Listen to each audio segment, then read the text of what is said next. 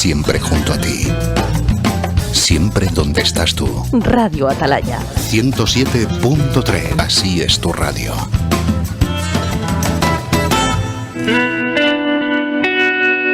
La voz a ti de vida. Cita mensual con la literatura joven. De la mano de la Asociación Naufragio. Dirige y presenta a Manuel Guerrero. Colabora Radio Atalaya de Cabra.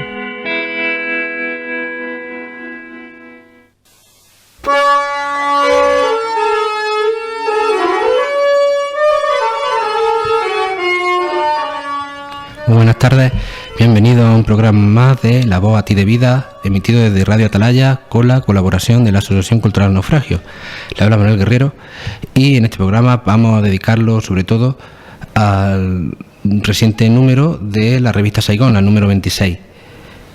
Pero antes quisiera arrancar con unos versos de la poeta Raquel Lansero, poeta gaditana, nacida en 1973, y que, bueno, tiene este poema A la orden del viento para todos los que sienten que no están al mando.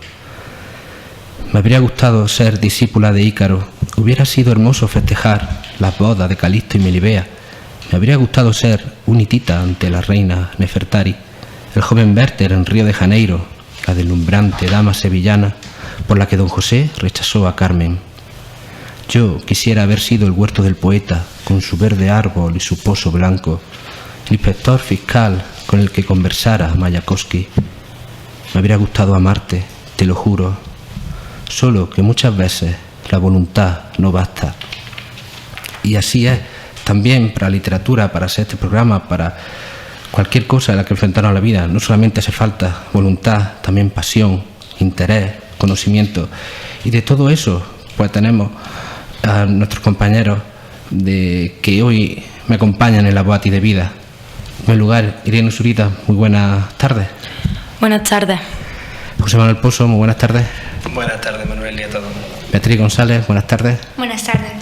Y a don Antonio Cruz Casado, muy buenas tardes, que es la persona a la que vamos a entrevistar para hablar sobre todo de Cervantes. Muy buenas tardes, don Antonio. Buenas tardes. Y para abrir boca, pues comenzamos con un pequeño texto de don Antonio, pero que va a leer y le va a poner voz Irene Zurita. El mundo poético de Antonio Majón Cabeza. Casi nada se nos da de forma gratuita, sino solo fenómenos naturales, como el día o la noche, pero la actividad artística exige un esfuerzo suplementario junto con unas dotes especiales que no todos los hombres poseen. Quiero decir, que no es cosa fácil hinchar un perro, como recordaba Cervantes de forma un tanto escatológica, de la misma manera que no es fácil cosa escribir un libro, un objeto inerte en apariencia, pero que contiene en sus páginas, encerrados en sus signos, parte de la experiencia vital de una persona, sus anhelos o sus sueños, de tal manera que, interpretando, decodificando las palabras, quizás podamos penetrar un poco en la intimidad del escritor, solo hasta donde él quiera dejarnos avanzar por ese mundo interior suyo de luces y de sombras, porque no siempre lo que se escribe es cierto o responde a una realidad comprobable. Ya Fernando Pessoa avisó y dejó bien claro en sus heterónimos y en sus palabras que el poeta es un fingidor. Claro que el proceso de comprensión de un texto literario no es siempre sencillo, pero es posible que cuantos más elementos comunes haya en el mundo de la experiencia del autor y del lector más fácil, más enriquecedora será la lectura. Don Antonio Cruz Casado, que nació en el Higueral de Iznájar en 1951, es doctor en Filología Hispánica por la Universidad Complutense de Madrid, secretario del Instituto de Estudios Gorgorinos de la Real Academia de Córdoba desde 1991 y cronista oficial de Iznájar, entre otras muchas ocupaciones. Ha sido director de Angélica, revista de literatura, y catedrático de Lengua y Literatura en el IEM Marqués de Comares de Lucena por más de 30 años. Es miembro de grupos de investigación de la Universidad de Córdoba, el gongorismo, y de la Universidad Complutense de Madrid, tema y género de la literatura de la Edad de Plata.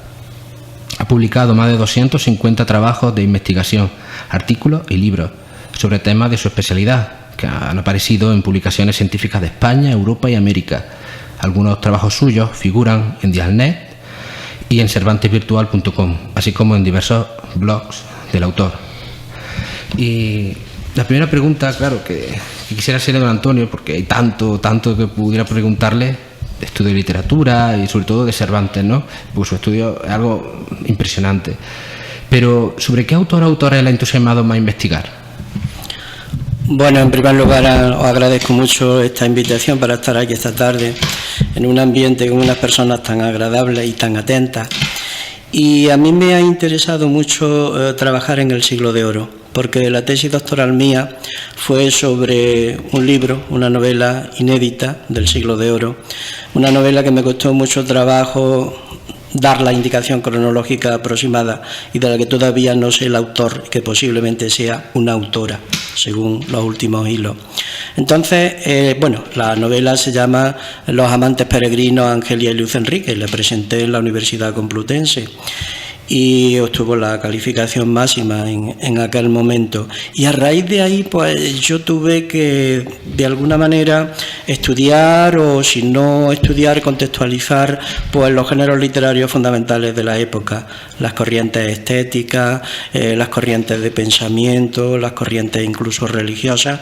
Todo eso está relativamente bien tratado en mi tesis doctoral y, por lo tanto, desemboqué en Cervantes. Cervantes parece ser que es el culmen no solamente de la cultura española del barroco, sino prácticamente de la cultura europea y casi se podría decir de la cultura mundial. Y claro, al lado de Cervantes, pues cualquier otro autor resulta quizá un poco menor. Pero hay grandísimos autores, recuerdo por ejemplo a Lope de Vega, o nuestro paisano, el lucentino Eloy Barahona de Soto. Es decir que para mí los grandes, los medianos, los pequeños, los olvidados tienen mucho interés porque todos van a formar un panorama apasionante. ¿Relee con asiduidad el Quijote o hay otro libro al que vuelva con mayor frecuencia? El Quijote lo he leído quizá por obligación y quizá por placer, casi siempre por placer, a lo largo de muchísimos años. Y además, como yo siempre le he comentado a mis alumnos, en el Quijote se advierten casi siempre cosas nuevas, cosas distintas.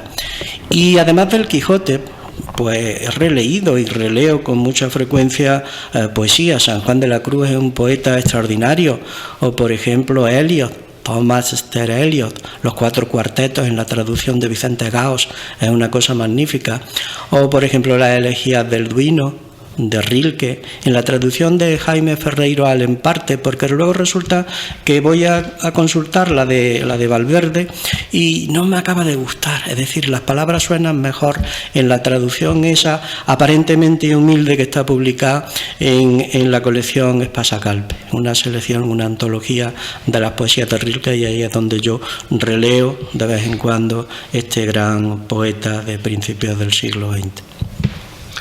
Antonio, ¿cree que la literatura clásica realmente nos atrae a los jóvenes?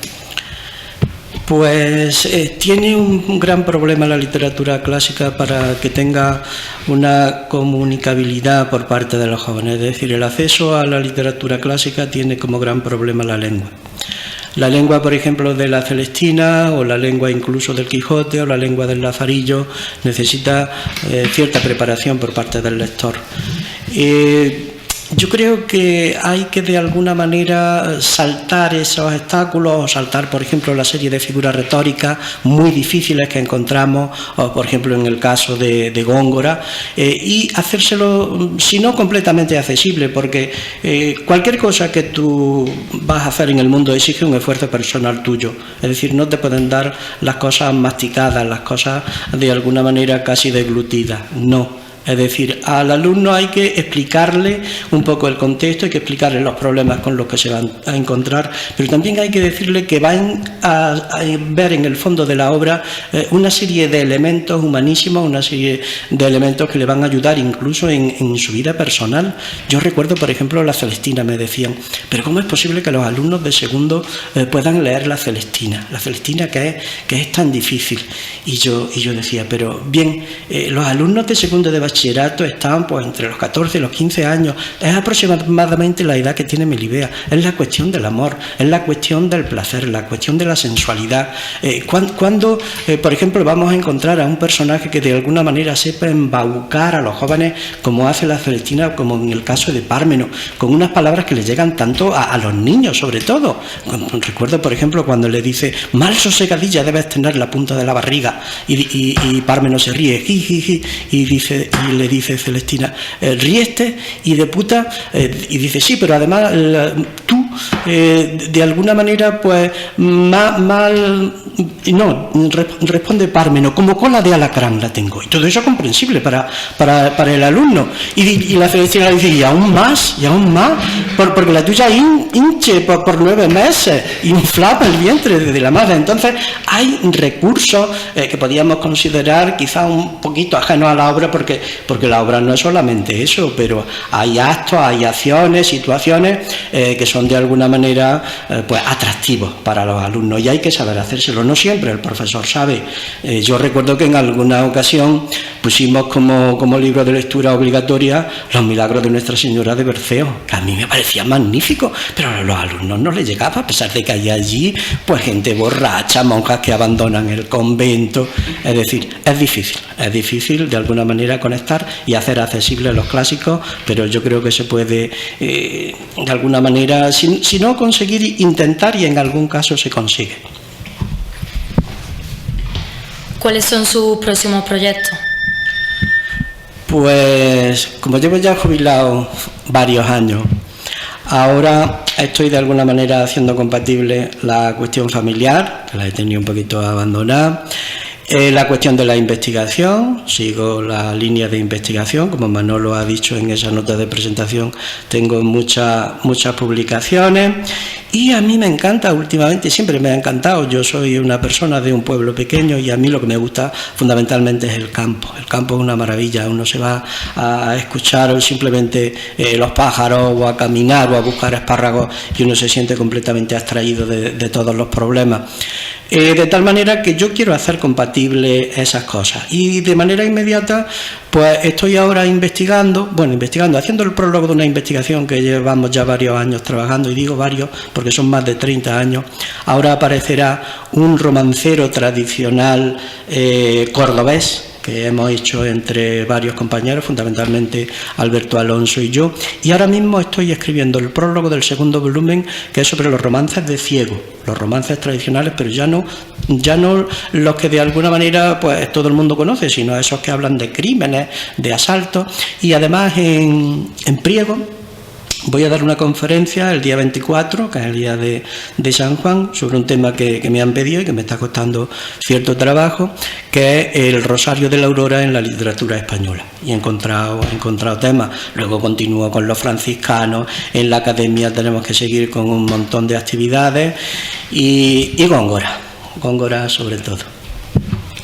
Bueno, don Antonio, entre todos esos trabajos de literatura, pues aquí nos ha traído a la radio el último publicado, Miguel de Cervantes en tierras cordobesas, estudios y ensayos cervantinos. ¿Nos puede poner un poco sobre la mesa qué vamos a encontrar?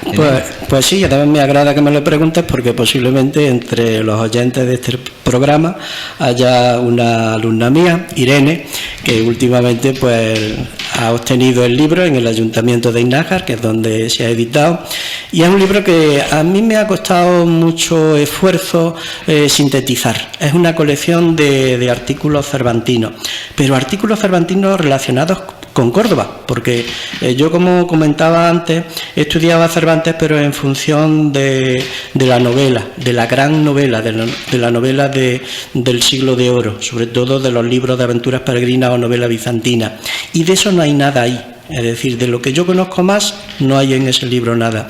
¿Qué es lo que encontraremos ahí? Pues encontraremos una serie de estudios en los que se habla de Cervantes y de Córdoba. Esa es una conferencia que yo di ya anotada, con una serie de elementos bibliográficos, y luego pues en toda esta zona estuvo Cervantes estuvo en Cabra, Cervantes posiblemente estuvo en Lucena. Hay un capítulo dedicado a Cervantes en Lucena, de que se pensaba que había nacido allí.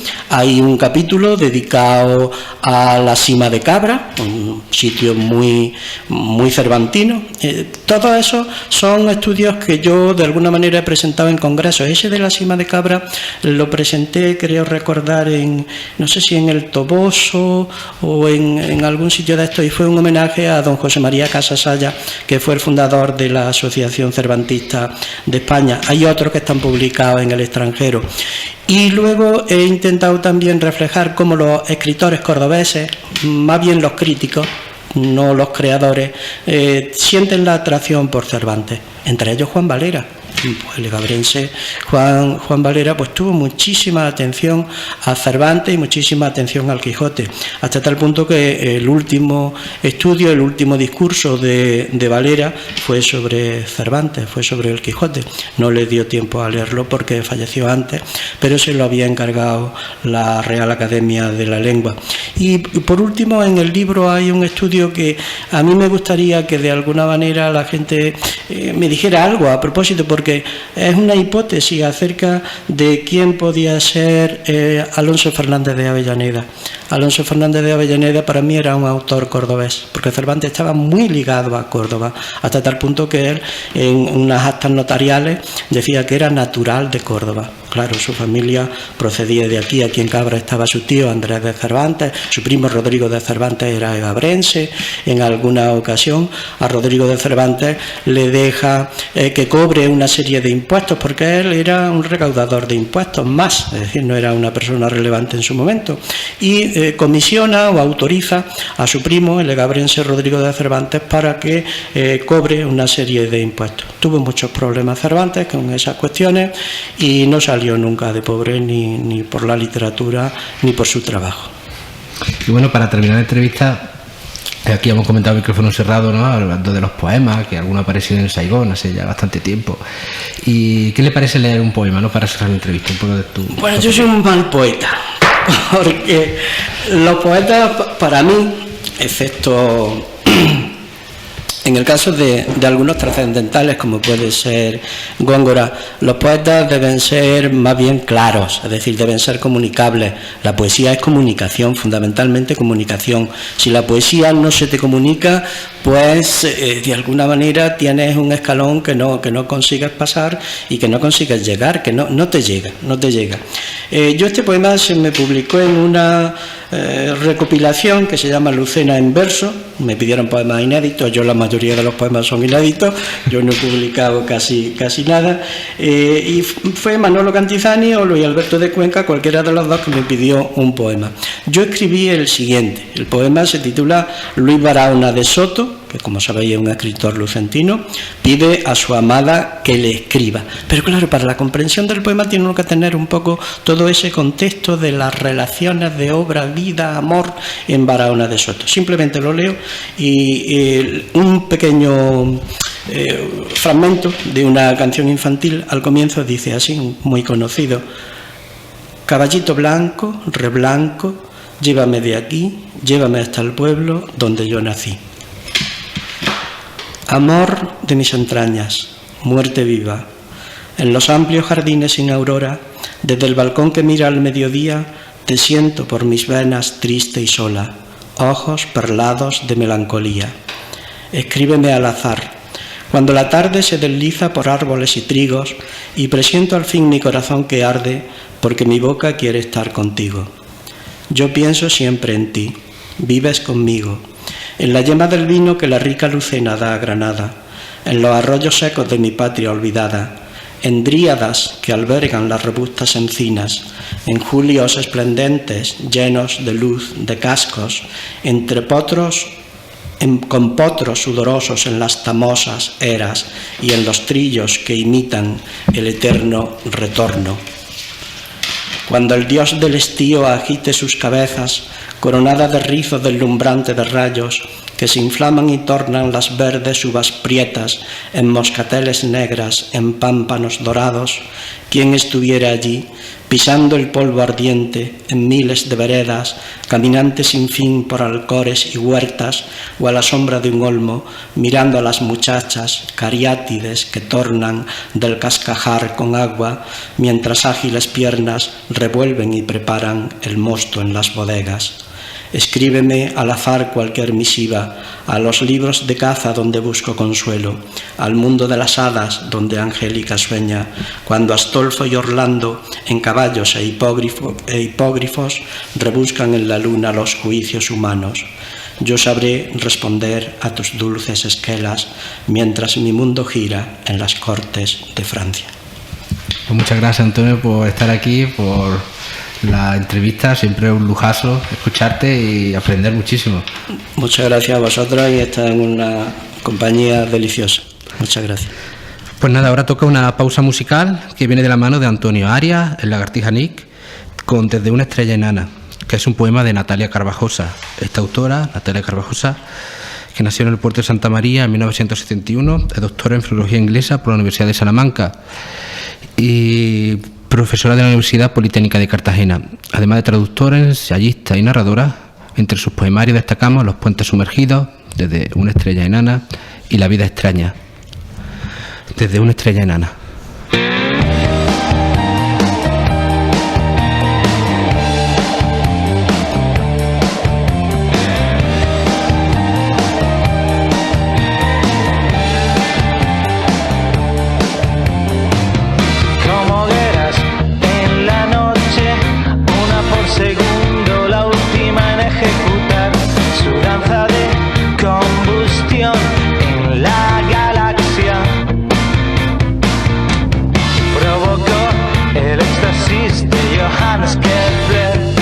Siempre geómetra, una explosión más próxima habría sido el fin del viejo planeta. Somos hijos de una estrella del viejo planeta. Somos hijos de una estrella. Sin embargo, este particular canto de ondas de sonido y rayos gamma, este cegador y apabullante modo de morir, denso cisne de carbono, sílice y oxígeno, legó al principio de los tiempos un rastro nutricio, habría sido el fin del viejo planeta. Somos hijos de una estrella del viejo planeta. Somos hijos de una estrella del viejo planeta. Somos hijos de una estrella en los días del tótem y la espera.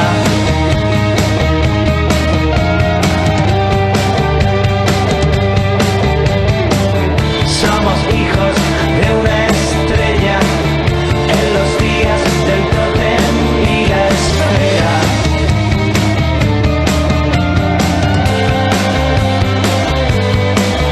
Del viejo planeta.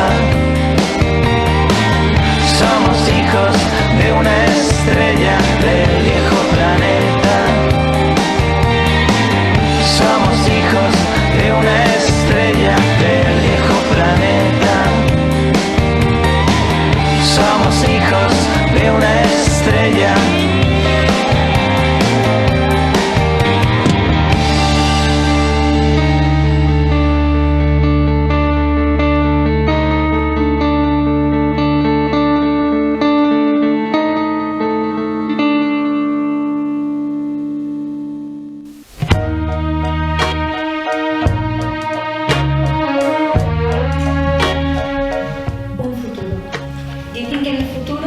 Robots, casas flotantes, coches alucinantes. Dicen que en el futuro habrá paz o guerras cibernéticas. Dicen que en el futuro nadie se morirá de hambre, que no habrá enfermedad incontrolable, que todos seremos ricos, que no tendremos que estudiar. Pero ¿alguien se ha parado a pensar que el futuro es cada segundo que pasa y seguimos sin tener nada? ¿Que todos decimos habrá, pero nadie es capaz? Yo quiero pensar, quiero buscar una solución a esto, ser un genio, demostrar que se puede crear cultura, crear coches volantes, ser feliz, combatir enfermedades. Este texto que acabamos de escuchar pues pertenece a Beatriz González, nuestra compañera hoy en La Voz a ti de Vida, que nació en Cabra en 2002. Evidentemente una jovencísima estudiante llena de inquietud por la cultura y muy amante de la literatura. Y con ella queremos dar pie a hablar y a meternos de lleno en la revista Saigón, el número 26. Hemos contado antes con Antonio Cruz Casado porque él fue el entrevistado, o él es el entrevistado en este número, y junto a él aparecen pues los textos de Luis Alberto de Cuenca, Rafael Luna García, Jorge Fernández, Manuel Delgado, Piedad Vaca, José Miguel García Conde, José Manuel Pozo Herencia, Eva Moure, Sensi Budia, José Puerto, Pedro Enríquez, Beatriz Serón, María Jesús Soler Arteaga, Pedro Sanz, Jesús Cárdenas, Francisco Javier Cárdenas, Beatriz González, que hemos escuchado, Santiago Moure, José Manuel Moreno Millán, Paula García Chacón, Julián Valle y José Manuel Valle Porra. En el apartado de fotografía e ilustración, pues tenemos una fantástica portada de Luis Narbona con una luna que se esconde entre los ramajes otoñales, y en foto de interior de Tomás Illesca y de Carmen Suárez con sus ilustraciones. La revista Saigón pues se presentó el pasado 6 de mayo en Lucena, en el Palacio de los Condes de Santa Ana, junto con la presencia y intervenciones de una responsable de Diputación, del alcalde de Lucena, Juan Pérez, de la directora ejecutiva, Sensi Budia, y de don Antonio Cruz Casado. Fue un acto muy ameno, muy entretenido, y que sobre todo pues don Antonio Cruz Casado nos dio una fantástica lección sobre las relaciones que tuvo Juan Valera con Lucena, a raíz sobre todo de una novia lucentina en su juventud. Y se presentará en Cabra el día 16 de junio en el Instituto Aguilar y el Lava a las 8:30 de la tarde. Pero bueno, poniéndonos ya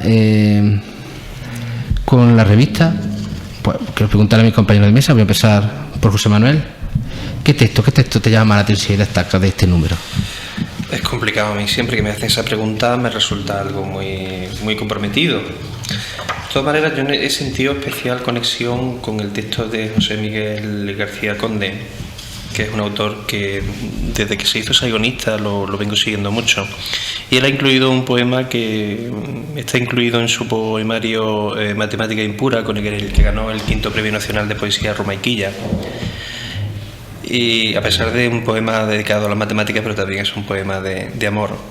Y a mí me encantó, se llama Escaleno. No sé si lo tengo que leer ahora. Pues muy fantástico. Dice así: nada es igual menos tu piel inerme en la derrota, menos tu cuerpo que me descompone cuando la tarde olvida las respuestas y el mundo ignora nuestras despedidas. Entonces se derrumban las esquinas del tiempo y nos dejamos llevar por la palabra desengaño. Y los poemas saben a miseria, las calles huelen a desprecio, pierden nuestros pies su estúpido equilibrio. Dejamos que la aguja clave en hueso y el grito suena muy, muy fuerte. Entonces las ciudades hablan de entierros y de tristes flores, y la piel se queda como cuando hundes tus pies en agua con salitre y la hiel amarga nuestras grandes bocas.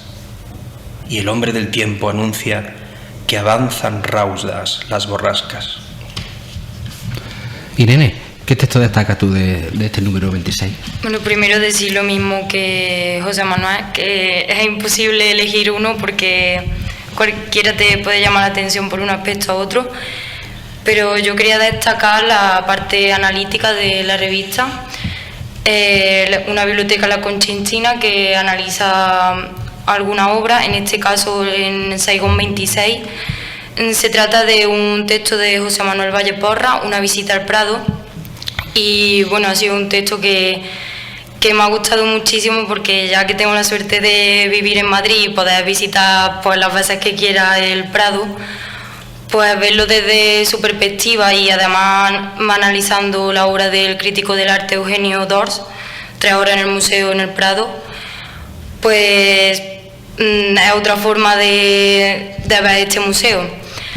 También quería señalar que, como dice José Manuel en el texto, digamos que es como una de las joyas de la corona de los museos en Madrid, porque todas mis amigas que han venido a visitarme siempre me han dicho tenemos que ir al Prado, a pesar de los grandes museos que hay en Madrid, como el Reina Sofía, el Thyssen, que también han mencionado, o el Museo Arqueológico. Y nada, quería resaltar que quien no tenga la oportunidad de visitar en propia persona el Prado, pues que las nuevas tecnologías nos traen la oportunidad de meternos en la página web, que actualmente el Prado lo ha actualizado y la verdad que está genial, y puedes ver incluso mejor la obra, porque cuando llegas allí y hay un montón de turistas delante, pues cuesta más verla en persona que si la vieses en internet. Muy bien. Y Beatriz, ¿qué texto? A mí me ha gustado me han gustado todas mucho. También estuve en la presentación de Saigón 26, pero me ha llamado la atención sobre todo por el título, Poesía, de Jorge Fernández, y me gustaría leerlo. Adelante. A veces te magnifican, otras ni te comprenden.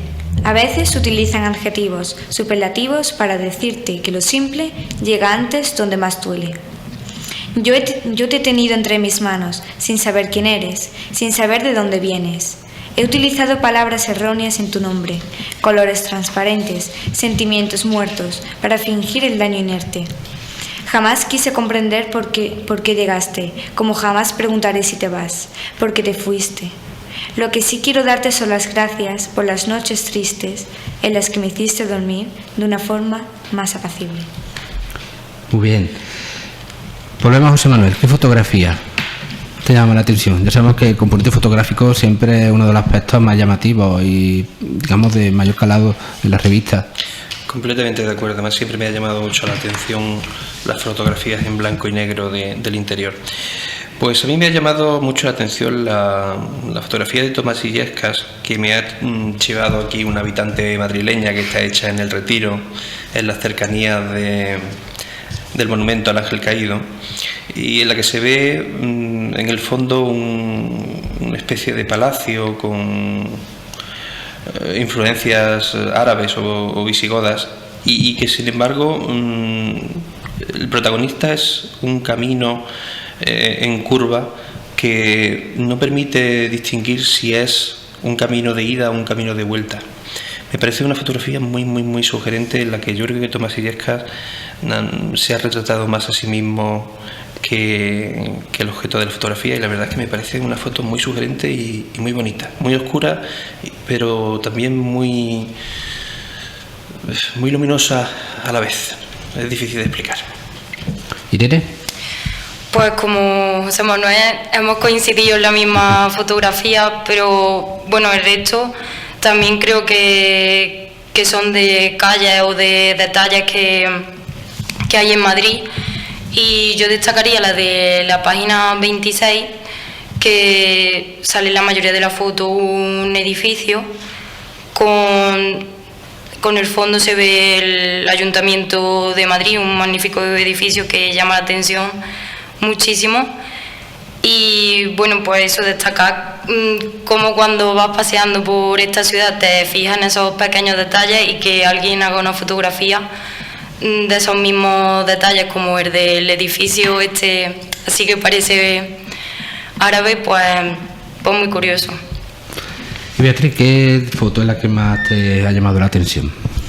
A mí personalmente las dos fuentes que hay en blanco y negro, que me recuerdan a la granja, que la he estado visitando hace poco en Madrid, el Palacio de la Granja, y me llamaron bastante la atención. Me han hecho recordar un momento divertido cuando encienden las fuentes a presión, y también a mí siempre me han gustado mucho las fuentes por el significado del agua, y el agua dentro de muchas poesías significa el nacimiento de la vida, por lo que me ha gustado, y lo veo interesante que acompañe en poesía en lo que es Saigón.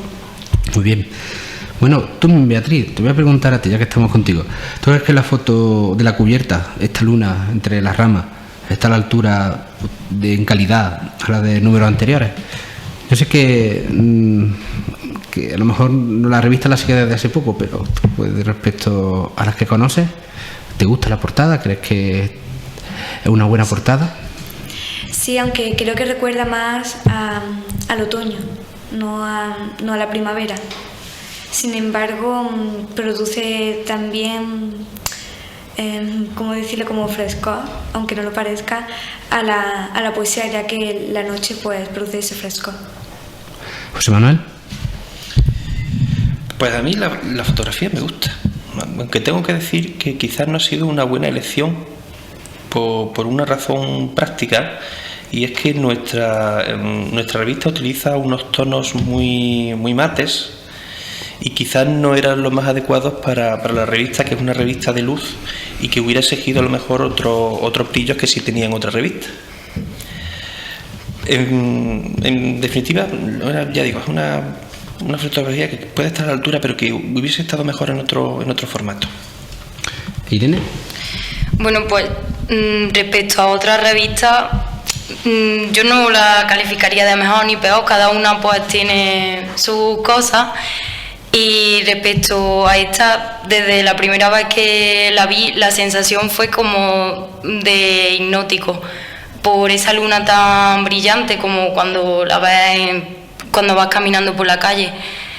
Y bueno, también destacar que al principio no creía ni que fuese una fotografía, porque parece más que todo una pintura, y eso, que aparezca así entre las ramas, pues es una manera como de atraer, según pienso yo. Muy bien. Bueno, Irene, la pregunta que siempre hacemos cuando hablamos de Saigón aquí en este programa: ¿tú crees que la revista sigue siendo atractiva para la juventud?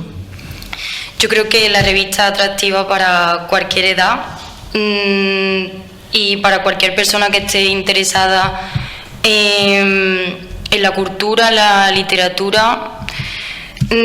Si queremos que la revista pues sea traída por más gente joven, pues deberíamos darla a conocer, llevarla más a los centros o a zonas donde los jóvenes sepamos que vayan a estar, y cuando alguien conoce esta revista o cualquier libro, creo que será la forma de que la traiga y quiera leerla.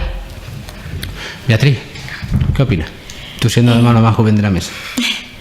Yo creo que la revista, más que en cuanto a juventud, se refiere a juventud culta, entonces sí que nos referiríamos a juventud, porque sin embargo a la mayoría de mi edad no les suele gustar la poesía. Lo que no entiendo es por qué. Yo creo que es más bien porque no lo han probado, no han intentado leerla, y muchas veces cuando en clase han puesto ejemplos de poesía, yo siempre he recomendado Saigón, y entonces cuando se refiere a juventud me refiero a la culta, aunque como dice Irene, es para todas las edades de la revista.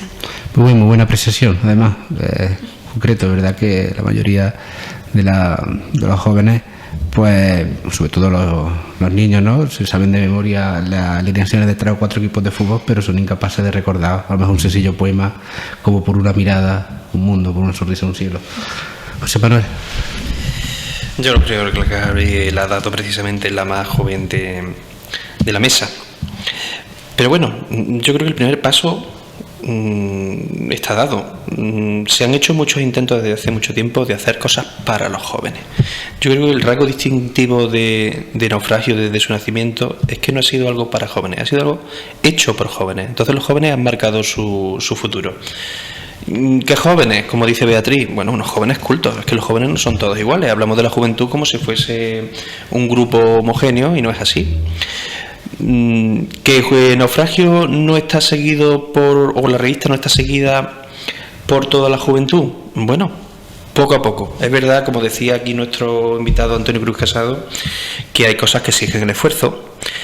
Quizás no estamos precisamente en una sociedad ahora mismo en la que se lleve eso de esforzarse por las cosas. Nos lo dan todo hecho desde el principio, desde la cuna, desde los primeros instrumentos que tenemos, viene todo mascadito solamente para consumir sin crear, y quizás nos cueste un poquito de trabajo que algunos jóvenes se adentren en ello.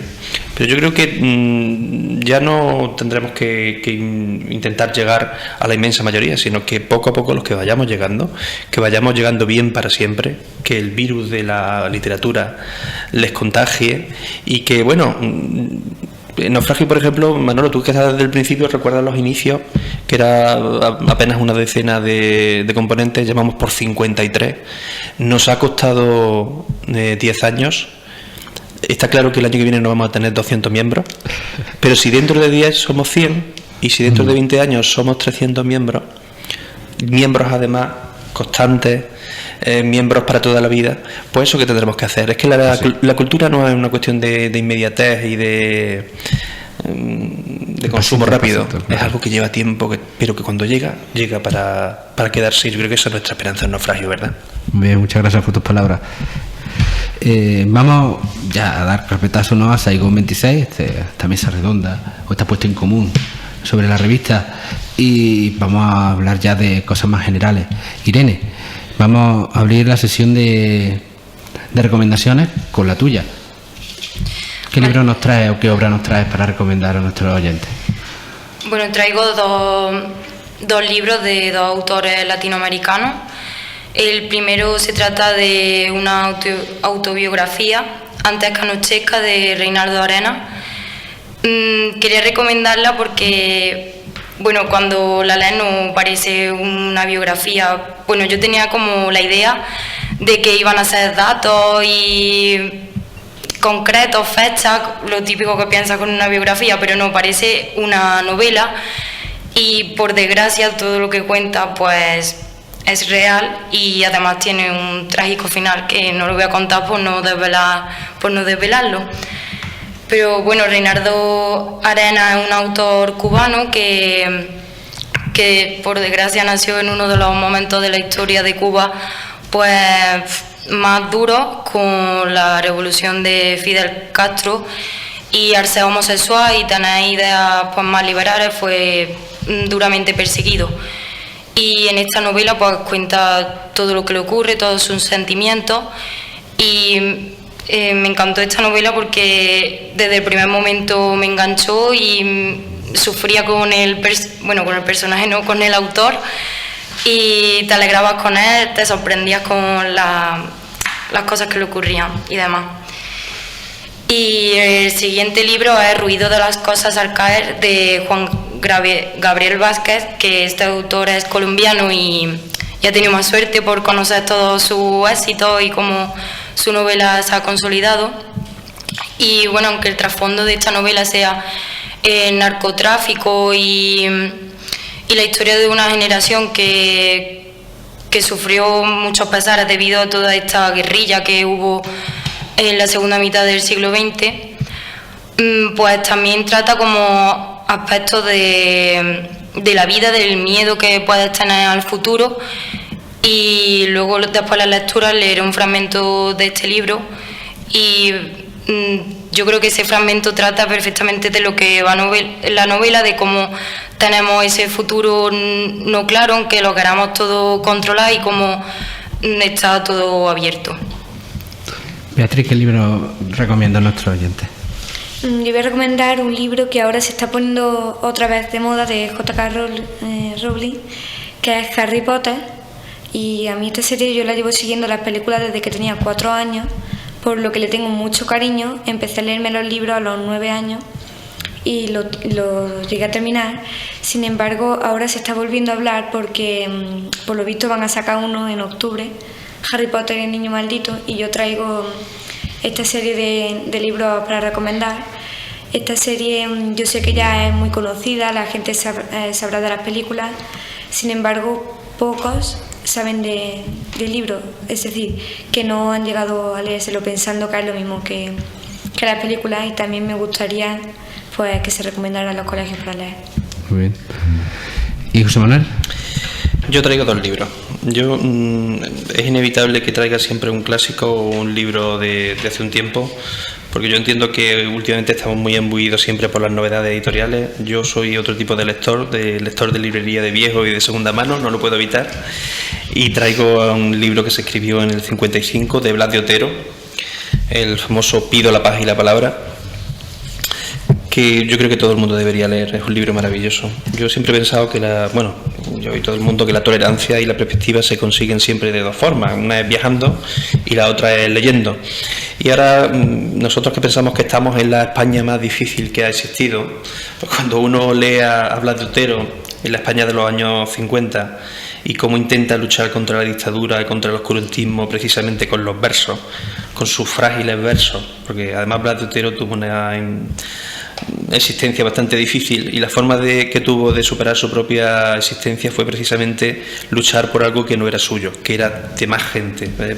Se suele decir pasar del yo al nosotros. En este libro, por ejemplo, aparece el famoso poema, uno de los más versionados de la historia, creo yo, en lengua española, que es En el principio, el famoso poema este que ha musicado Paco Damas o ha musicado Paco Ibáñez, de si he perdido la vida, el tiempo, todo lo que tiré como un anillo al agua. En fin, yo creo que a todo el mundo le viene a la mente. Y hablar de Otero hay que recuperarlo, que a mí me parece la verdad un autor maravilloso. Y otro, hombre, como un buen náufrago, no puedo dejar de traer un libro que se ha presentado en Priego, en Lucena y en Cabra, con el apoyo de nuestra asociación Naufragio, de nuestro querido Luis Ángel Ruiz, que se titula 31 noches desde abril, en la editorial Pie Ediciones, y que se puede conseguir en todas las librerías en varias librerías de Lucena y de Cabra. Y es un poema que él dedica contando su experiencia personal.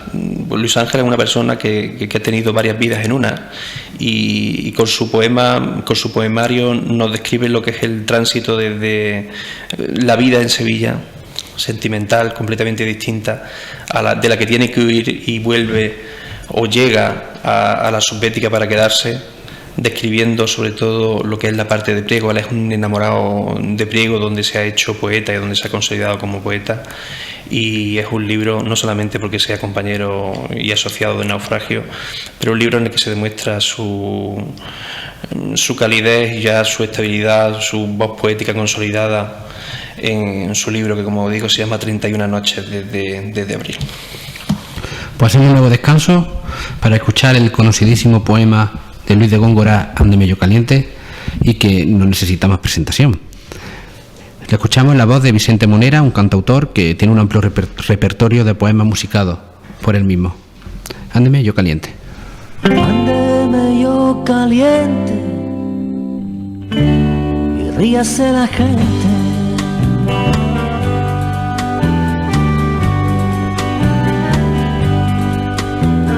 Traten otros del gobierno, del mundo y sus monarquías, mientras gobiernan mis días, mantequillas y pan tierno, y las mañanas de invierno, naranjada y aguardiente, y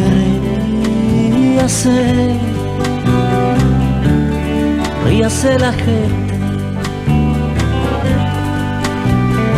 coma en dorada vajilla el príncipe mil cuidados, como píldoras dorados que yo en mi pobre mesilla quiero más una morcilla, en el asado reviente,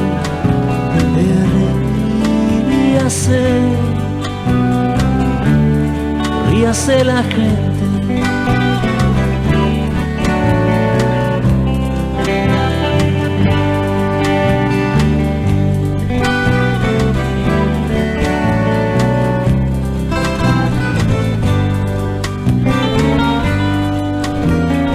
Cuando cubra las montañas de blanca nieve el enero, yo lleno el brasero de bellotas y castañas, y que en las dulces patrañas del rey que radio me cuente, y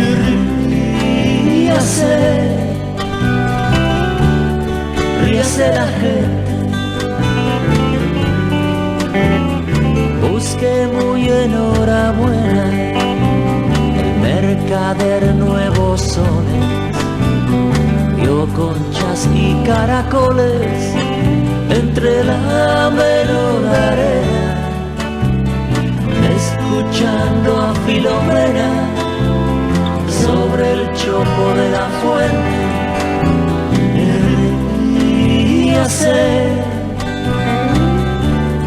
ríase la gente.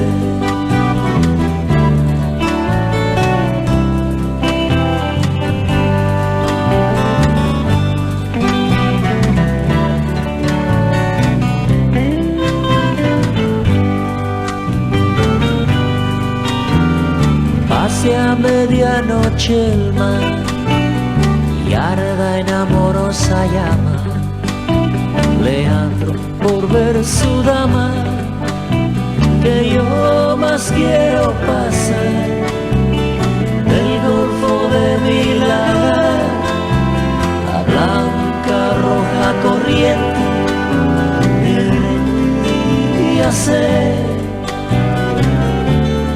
ríase la gente, pues amor es tan cruel que de Píramo y su amada hace Tálamo una espada, dos se junten ella y él, sea mi tisbe un pastel y la espada sea mi diente, y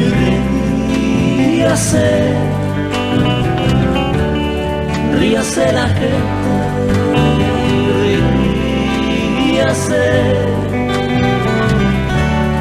ríase la gente.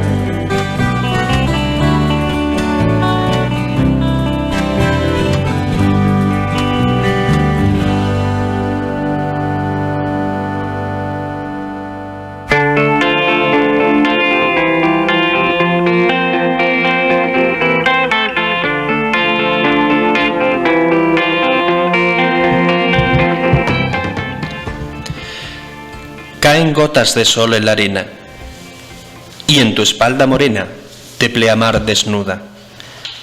Mañana serás muda ciudad, no serena, el alma puesta de medio lado. Y aunque aún quede mar en tus zapatos, escondido en el fondo de tus pies encerrados, te atrapa el hastío de las olas perpetuas, sentada en tu caja de supermercado. Pues se oyen sirenas, pero ahora juegan sobre una luz roja. Girando y aullando, iluminan la esquina que busca sustento. Como tú se vende a un precio más bajo. Mira, niña, a otro lado, y seca tus ojos que añoran estío, pues solo hay pereza, rencor y pasado. Y cuando lleguen los rayos plenilunios de olvido, ligeros de noche, sin mar y sin brisa, oculta el castigo del dulce recuerdo que súbito trajo el dolor y la herida del triste septiembre aún no alcanzado. José Manuel Pozo, que tenemos la dicha y el gusto de tener aquí con nosotros, nació en Cabra en 1973. Es poeta desde la adolescencia y sus textos aparecen en varias antologías y en revistas como El Ladrillo, Aldaba, La Ballesta de Papel y en Saigón, al que pertenece este texto de septiembre. Fue anónimo de la semana Exaequo en Poetas sin Nombre de Como Poética en 2013 y uno de los ganadores del proyecto poético visual Verso de Pizarra también en 2013. Y vamos enfilando el programa hacia su final, con las lecturas que nos traen nuestros compañeros de mesa. Quiero comenzar pues con Irene. ¿Qué lectura? Como he dicho, voy a leer un fragmento de Ruido de las cosas al caer de Juan Gabriel Vázquez, del capítulo 7, titulado Arriba, arriba, arriba. La edad adulta trae consigo la ilusión perniciosa del control, y acaso dependa de ella. Quiero decir, que es ese espejismo de dominio sobre nuestra propia vida lo que nos permite sentirnos adultos, pues asociamos la adultez con la autonomía, el soberano derecho a determinar lo que va a sucedernos enseguida. El desengaño viene más pronto o más tarde, pero viene siempre. No falta la cita, nunca lo ha hecho.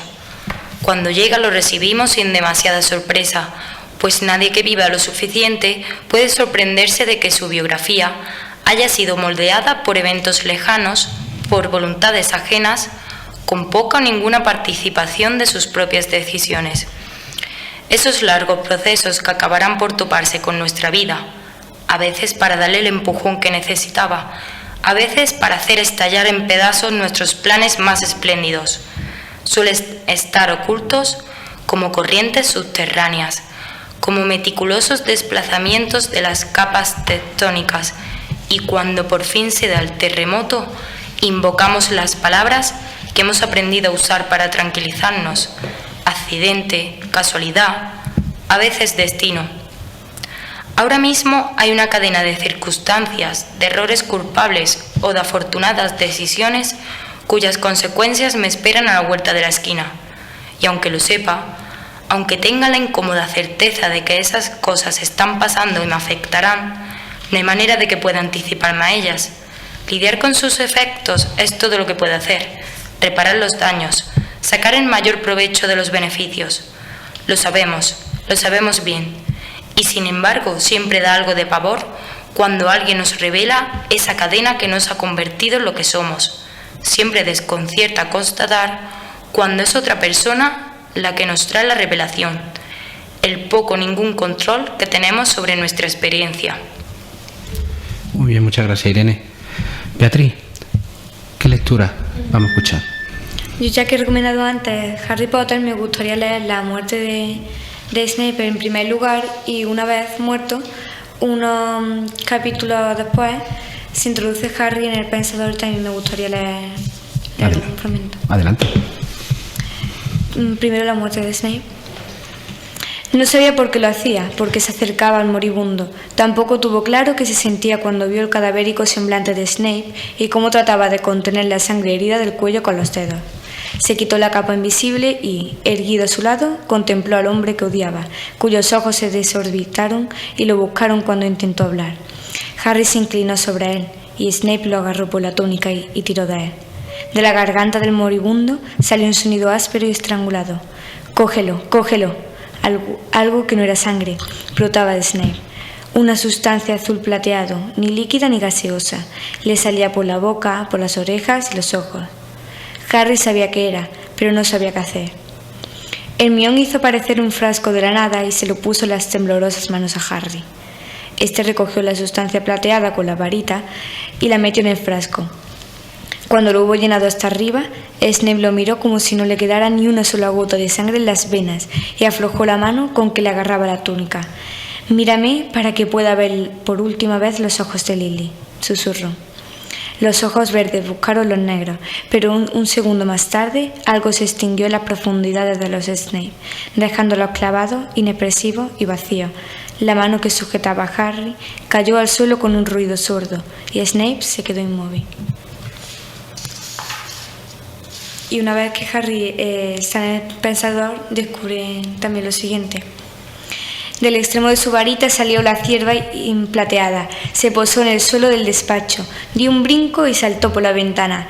Dumbledore la vio alejarse volando y cuando el resplandor plateado se perdió de vista, se volvió hacia Snape y con lágrimas en los ojos le preguntó: «¿Después de tanto tiempo?» «Sí, después de tanto tiempo, siempre», dijo Snape. La escena se transformó. Harry vio a Snape hablando con el retrato de Dumbledore, colocado detrás del escritorio del director. Muy bien, muchas gracias, Beatriz. José Manuel, ¿qué vamos a escuchar? Pues yo inicialmente había pensado leer un poema de Raquel Lansero, de su fantástico libro Las pequeñas espinas son pequeñas, pero ya que lo has traído Raquel antes, pues vamos a darle una oportunidad a nuestro querido Luis Ángel Ruiz. Y vamos a leer de su último poemario, Él y ella. Él y ella no se quieren y conviven. El techo los protege de la lluvia de intereses. El frío los arruga. No hay luz en su vivienda. Sus miradas son pájaros ausentes que desprecian. Él y ella no se quieren. Se condenan. Su inteligencia es una aguja hiriente con lágrimas de espino. Sus latidos son breves mariposas sin color, exiliadas de un cielo que perdieron. Al lado de su calle hay un jardín con flores espontáneas. Ni miran ni escuchan, deambulan. Una flor, una azucena blanca está posada en el dintel de su escalera gris. Suben, bajan, caminan y no ven. Él siente el sinsentido de su vida, sintiendo que anestesia su esperanza, y ella, por no sentir, ni siente tan siquiera el dormido hormigueo de su vientre. Son jóvenes y sueñan que no sueñan, mientras la luz se escapa, sin sentirla, por la herida sangrante de su aliento. Un día se quisieron y se amaron, un día que está lejos y olvidado. Volvemos a Irene. ¿Qué lectura escuchamos ahora? Pues he traído un poema de poética para cosmonautas de Henry Pierrot. Este es un poemario que lo descubrí gracias a una película que se llama El cosmonauta, que surgió de este poema, de este poemario. Y bueno, esta película es la primera en España que se realizó gracias a crowdfunding, una forma de financiarse a través de la gente que quiera aportar dinero. Y la verdad que el poema me gustó muchísimo, al igual que la película, pues tiene mucho... La película transmite toda esa poesía del poemario y bueno, voy a leer El viaje.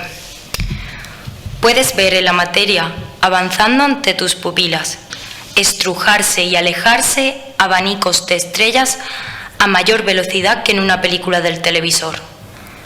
Puedes acercar tu pecho al pecho de ella. Puedes tocar la ramplona estructura del lavabo, afeitar el vello de sus piernas, arrojar notas a la basura policromada, escuchar a los Stone, ver conferencias del presidente, acariciar su melena de paja. Puedes encontrar aún otro motivo, jugar con canicas que vuelan a la altura de sus ojos caramelo, llamar a algún desconocido, esperar a que vuelva el contacto físico, regalarle una rueca que haga labor de anillo, seguir el rastro de las bolsas higiénicas. Puedes dormir sin encontrar mayor descanso que al oír el silbido, pensar que es real, que ella también lo es, que yo lo soy. Puedes invertir todo tu tiempo en ello y mirar al pájaro muerto, envidiándolo. Muchas gracias, Irene. Beatriz, ¿qué lectura vamos a escuchar ahora? ¿Cuál nos has traído? Mi madre me ha dicho que trajera el prólogo de El nombre del viento, un libro que me voy a comenzar a leer ahora. Y dice así: volvía a ser de noche. En la posada Roca de Guía reinaba el silencio, un silencio triple. El silencio más obvio era una calma hueca y resonante, constituida por las cosas que faltaban. Si hubiera soplado el viento, éste habría suspirado entre las ramas, habría hecho chirriar el letrero de la posada en sus ganchos y habría arrastrado el silencio calle abajo como arrastra las hojas caídas en otoño. Si hubiera habido gente en la posada, aunque solo fuera un puñado de clientes, ellos habrían llenado el silencio con su conversación y sus risas, y con el barullo y el tintineo propios de una taberna a altas horas de la noche. Si hubiera habido música, pero no, claro que no había música. De hecho, no había ninguna de esas cosas, y por eso persistía el silencio. En la posada de Roca de Guía, un par de hombres, apeñados en un extremo de la barra, bebían con tranquila determinación, evitando las discusiones serias sobre noticias perturbadoras. Su presencia añadía otro silencio, pequeño y sombrío, al otro silencio hueco y mayor. Era una especie de aleación, un contrapunto. El tercer silencio no era fácil reconocerlo. Si pasabas una hora escuchando, quizás empezaras a notarlo en el suelo de madera y en los vastos y astillados barriles que había detrás de la barra. Estaba en el peso de la chimenea de piedra negra, que conservaba el calor de un fuego que ya llevaba mucho rato apagado. Estaba en el lento ir y venir de un trapo de hilo blanco que flotaba en el velado de la barra. Y estaba en las manos del hombre allí de pie, sacándole brillo en la superficie de caoba que ya brillaba bajo la luz de la lámpara. El hombre tenía el pelo rojo como el fuego, sus ojos eran oscuros y distantes, y se movía con la sutil certeza de quienes saben muchas cosas. La posada Roca de Guía era suya, y también era suyo el tercer silencio. Así debía ser, pues ese era el mayor de los tres silencios, y envolvía a los otros dos. Era profundo y ancho como el final del otoño. Era grande y pesado como una gran roca alisada por la erosión de las aguas de un río. Era un sonido paciente e impasible como el de las flores cortadas. Era el silencio de un hombre que espera la muerte. Muy bien, Beatriz, muchas gracias. Y José Manuel, ¿con qué cierra la ronda de lectura? Pues ya que lo he mencionado antes, voy a leer el poema, el famoso poema de Blas de Otero, que hace referencia al principio del Génesis, que dice: en el principio fue el Verbo, y el Verbo estaba en Dios, y el Verbo era Dios, y Él crea su propio en el principio.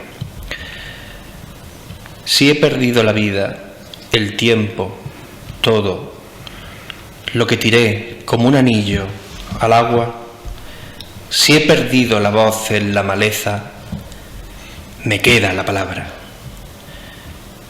Si he sufrido la sed, el hambre, todo lo que era mío y resultó ser nada, si he segado las sombras en silencio, me queda la palabra.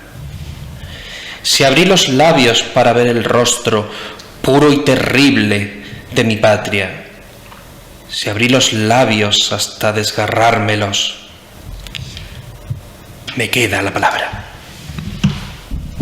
Pues llegamos al final del programa y se va a hacer, ya que José Manuel ha dado pie con poesía de carácter social, pues con otra poeta, Rocío Hernández Triano, de Sevilla, autora, entre otros títulos, de Viento de Cuchillo, del que le hablamos y leímos en el anterior programa, y de Pisar Cieno, que obtuvo el 34º Premio de Poesía Ciudad de Badajoz.